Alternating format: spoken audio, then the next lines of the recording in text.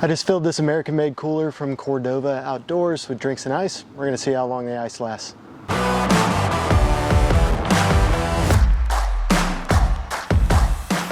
Day 2.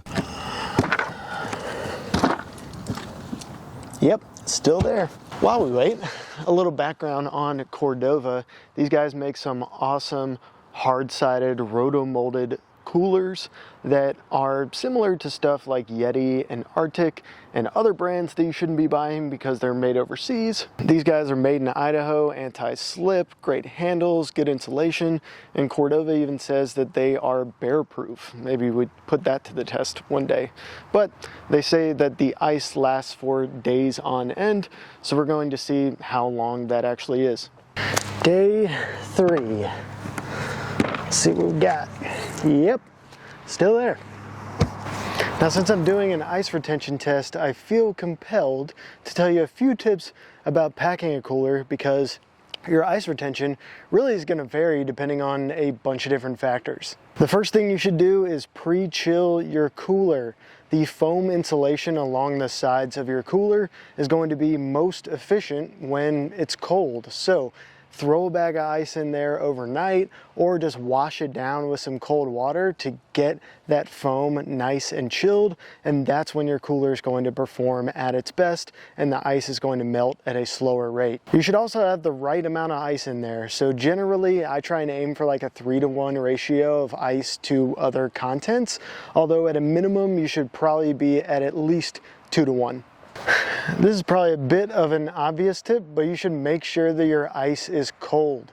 If it's dripping wet, then you're probably gonna have a bad time because it's already melting. So when you grab it out of the freezer, it should be pretty dry to the touch. That's when you know that your ice is going to perform at its best and it's really going to last a lot longer. Next, I always make sure to pack my cooler super tight. Air is going to be one of your worst enemies when packing a cooler. More air means more room for that ice to melt. So make sure to pack it tight with lots of ice and other contents in your cooler. Use block ice if you have it. A giant block of ice is going to melt a lot slower than smaller cubes of ice, or you can use a combo of the two. I didn't have any huge blocks of ice, so I'm just using some bags that I got from the grocery store. Another obvious one, avoid sunlight, because sun is going to make your ice melt faster because physics. There's also no need to drain the water out of your cooler. The water at the bottom of the cooler is going to help keep the ice cold. So a lot of people like to drain out the excess water. I just keep it in there. And lastly, keep it shut. The more you open your cooler, the faster the ice is going to melt. In fact, it's probably going to melt about 60 times faster when the cooler's open versus when it's closed, depending on the temperature outside. So if you're relying on a limited batch of ice over multiple days, only accessing the cooler once or twice per day is definitely going to help out your ice retention. All right, back to our scientific study on this Cordova cooler. Day 4.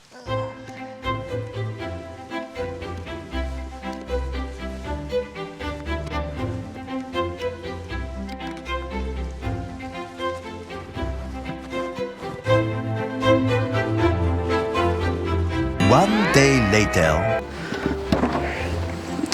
Yep, still there. This is definitely the most that the ice has melted day over day since starting this experiment, but still going strong.